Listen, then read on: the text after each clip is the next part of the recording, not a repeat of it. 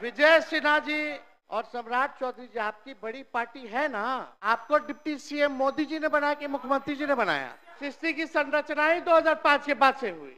मुख्यमंत्री जी ने मुरेठा तो निकलवा लिया, फिर भी इनकी दिमाग की बत्ती जली नहीं। उसमें लौंडा नाच का ये जिक्र कर रहे थे महोदय। ये उस समय उसी कैटेगरी में शामिल थे, ताली पीटने में। हमारे पिता और हमारी बहन जिन्होंने किडनी दिया, उनके बारे में उन्होंने क्या बयान दिया कि टिकट के लिए जो है किडनी दिया? पूछ रहे हैं सिर्फ सुनाने के लिए कि हमको सही में पूछ रहे हैं तो हम जवाब दें? आपका जवाब में भी जवाब नहीं रहता है, गोल गोल जलेबी रहता है। सवाल इमड़ती रहेगा तो जवाब तो जलेबी ही मिलेगा।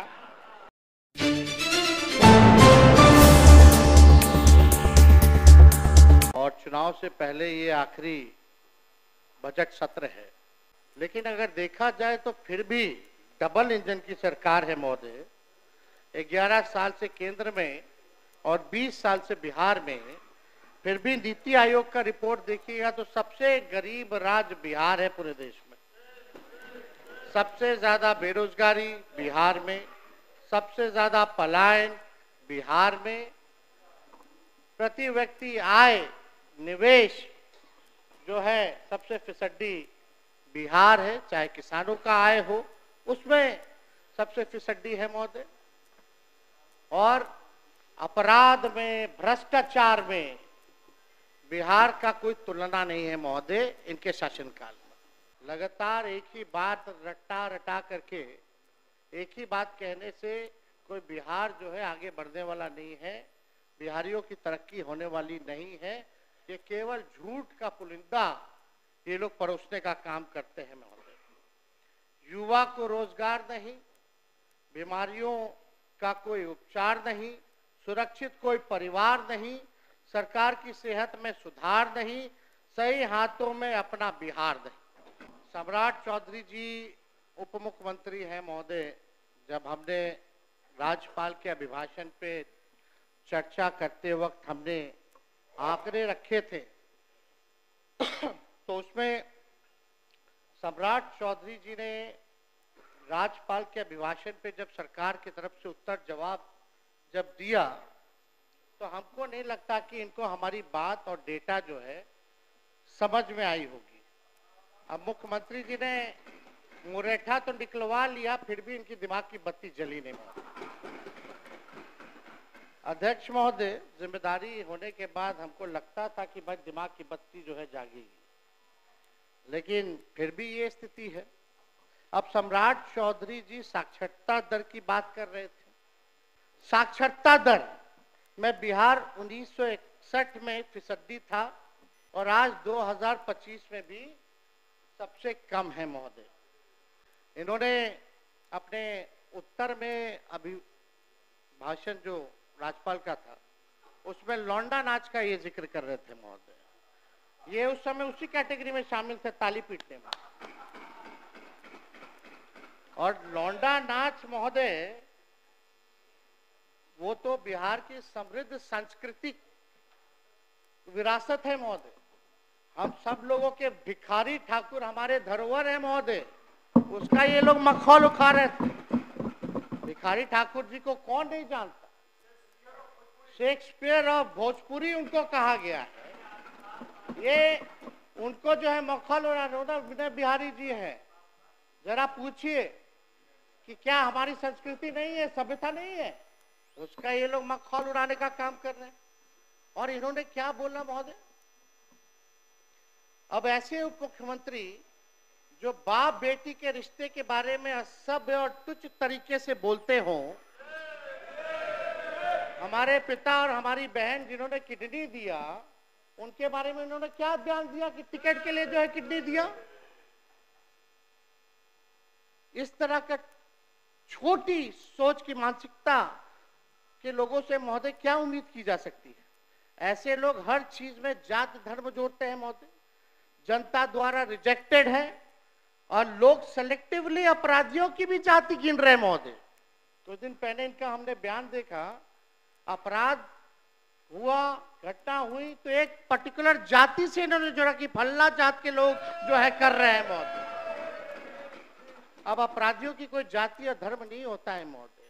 अगर इतना ही शौक है इनको जाति ढूंढने का, तो अपने गृह मंत्रालय में ऑर्डर दे दीजिए डीजीपी को कि कौन किसको मार रहा है, क्या मार रहा है, नहीं मार रहा, अपराध कौन कर रहा है, उसकी भी जाति का भी ब्यौरा दे, जुड़वा दीजिए वो कैटेगरी। अगर जाति ही के बारे में आप जो है किसी एक जात को लेकर के जो आप कहिएगा महोदय, और जो अपराधी किस्म का लोग होता है वहां तो शादी ब्याह भी नहीं हो करता है, लोग कोई नहीं करता है शादी ब्याह। बिहार सरकार को चाहिए कि हर अपराध पर अब मरने वाले पीड़ित की भी और मारने वाले हत्यारे की जाति सार्वजनिक करे महोदय, पता चल जाएगा जरा जाने। अगर आप उसी सोच के हिसाब से अगर आप देखने का काम करते हैं महोदय, जब आदरणीय गरीबों के मसीहा आदरणीय लालू जी मुख्यमंत्री बने 1990 में, तब बिहार का बजट लगभग 3000 करोड़ था महोदय, और 2005-06 में जब सौंप करके गए तब बिहार का कुल आंकड़ा यानी 28,000 करोड़ करके के गए महोदय, 3000 से 28,000 करोड़, यानी लगभग 9.5 गुना बजट राजद शासन काल में बढ़ा। 2005 से 2024-25 विगत वर्ष के आपके शासन में 28,000 करोड़ से बढ़कर 2,78,000 करोड़ हुआ, यानी लगभग वही 9.5 गुना बढ़ा। तो किस बात का आप लोग पीठ थपथपा रहे हैं? मंत्री हैं सरकार में, सब लोग बुजुर्ग हैं, बुद्धिजीवी लोग हैं, बड़बोले लोग हैं, झूठ बोलने वाले लोग हैं, सब लोग बैठे हुए हैं यहाँ पे महोदय। बजट हुआ महोदय, लेकिन ये नहीं बताया कि बिहार पर कर्ज कितना है, बिहार के प्रति व्यक्ति लोगों पर कर्ज कितना है। तो हम बता दें 24-25 का, यानी पिछले ही वित्तीय वर्ष तक कितना कर्ज था, 3,19,618 करोड़ रुपए बिहार पर कर्ज है, यानी प्रत्येक एक बिहारी पर लगभग 25,000 का कर्जा है। तो ये अध्यक्ष महोदय ये सारी बातें तो ये बताई नहीं है। हालांकि सम्राट चौधरी जी वित्त मंत्री हैं, हम तो कोई टिप्पा टिप्पणी आरोप नहीं करते, लेकिन जदयू के एक एमएनसी ने प्रेस कॉन्फ्रेंस करके इनके डिग्री पे भी सवाल उठाया था कि असली है कि नकली है, उस पर हम कोई टिप्पा टिप्पणी नहीं करना चाहते। अपराध की खबरों से अखबारों का रंग लाल और सरकार का मुंह काला हुआ पड़ा है महोदय। एनसीआरबी का आंकड़ा देखे तो 2005 के अनुसार के बाद 20 साल में 65,000 से अधिक हत्याएं हुई हैं, 25,000 रेप हुआ है, 1 लाख किडनैपिंग हुई है, 3 लाख चोरियां हुई हैं महोदय। ये स्थिति अपराध की। सीओ इतने आउट ऑफ कंट्रोल हो गए हैं कि डीएम की भी नहीं सुनते हैं महोदय। क्यों सुनेंगे? सीधे सीएम आवास से उनका ट्रांसफर पोस्टिंग होता है। मतलब एक सीएम के कार्यालय ही ईमानदार है, बाकी सब मंत्री और विभाग बेईमान हैं। राम सूरत राय मंत्री थे, आलोक मेहता मंत्री रहे, दिलीप जायसवाल मंत्री रहे, इन सब ने जितना ट्रांसफर पोस्टिंग किया सबको सीएम हाउस के अधिकारी ऑफिस से रोक दिया गया। रोका कि नहीं रोका? तो सीओ काहेला सुनेगा? सीओ तो डायरेक्ट सीएम ऑफिस से जुड़ा हुआ है, वहीं से ट्रांसफर पोस्टिंग चल रहा है, कहाँ किसी का सुनाई होता है? बाकी सब भ्रष्ट हैं। अरे वो सीएम है हमारे, और सीएम के अधिकारी जो चुनिंदा रिटायर्ड वही लोग जो है सुधरे हुए हैं। ये सच्चाई है मोदी। आप बताइए, एक लौटे वही लोग हरिश्चंद्र है, बाकी सब भाजपा का हो राजद का हो वो सब भ्रष्ट है। मैं बताता हूं कि किस भवन पर कितने खर्चे हैं महोदय। अब आप देखिए महोदय, बिहार म्यूजियम का प्रोजेक्ट का कॉस्ट 500 करोड़ रुपया और साल में साफ सफाई के लिए 30 करोड़ रुपया। सरदार पटेल भवन का प्रोजेक्ट कॉस्ट 305 करोड़ और साफ सफाई के लिए लगभग 16.5 करोड़ हर साल। आप बैठ जाइए ना, बैठ जाना।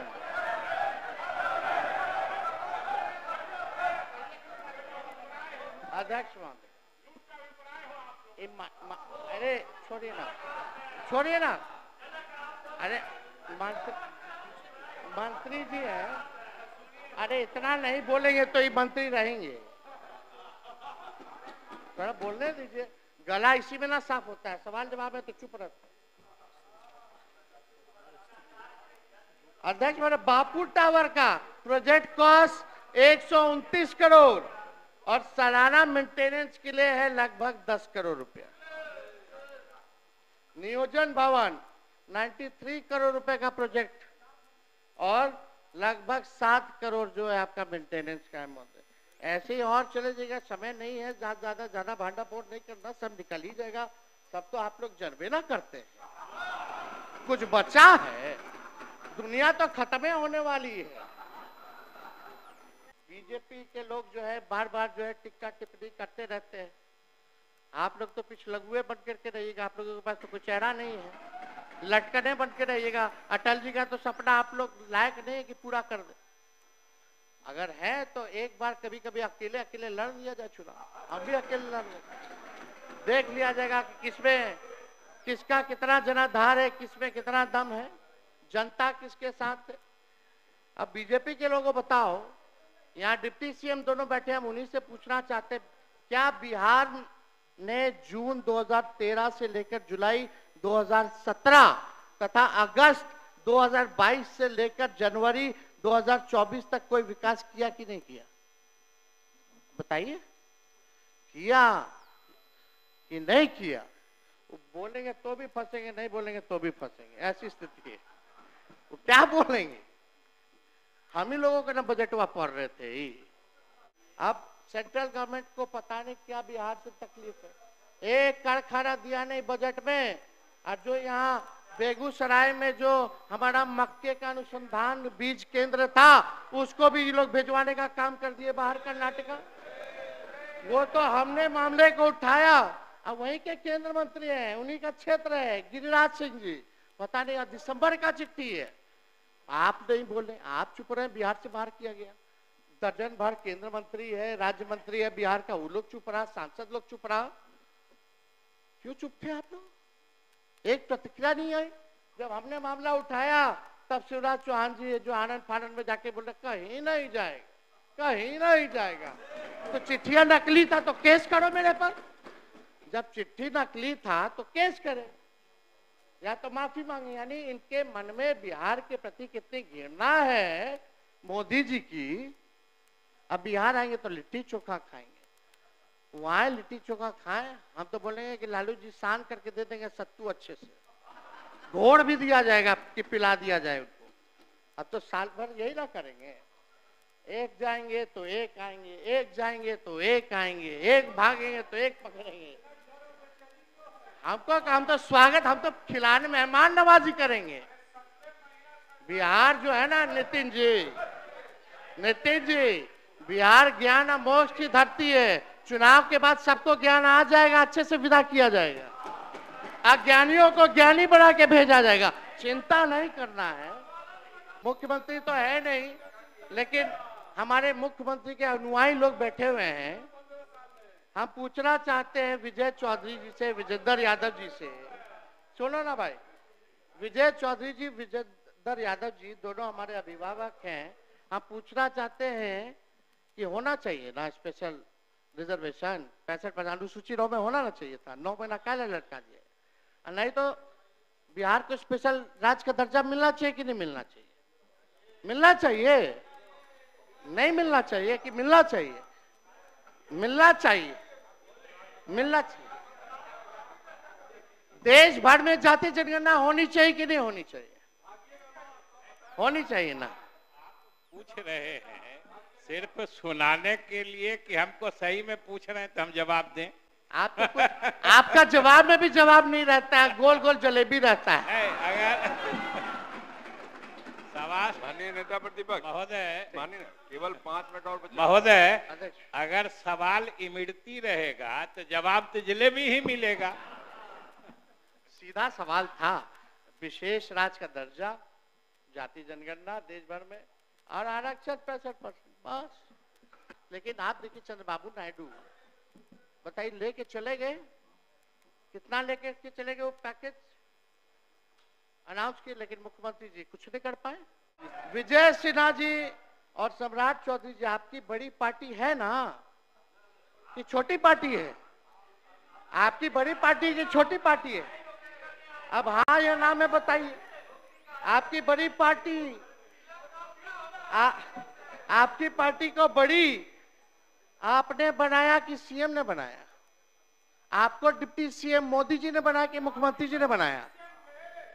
अरे मोदी जी ने सम्राट चौधरी जी बनाया कि नीतीश कुमार जी ने आपको डिप्टी सीएम बनाया? और हम लोग अगर समर्थन पत्र नहीं देते तो इनको गवर्नर बुला लेते क्या वोट लेने? हमारा अधिकार है। हाँ, हम बनाए, हम बनाए, हम बनाए। सृष्टि की संरचना ही 2005 के बाद से हुई। नहीं रहेंगे तो दुनिया खत्म हो जाएगा।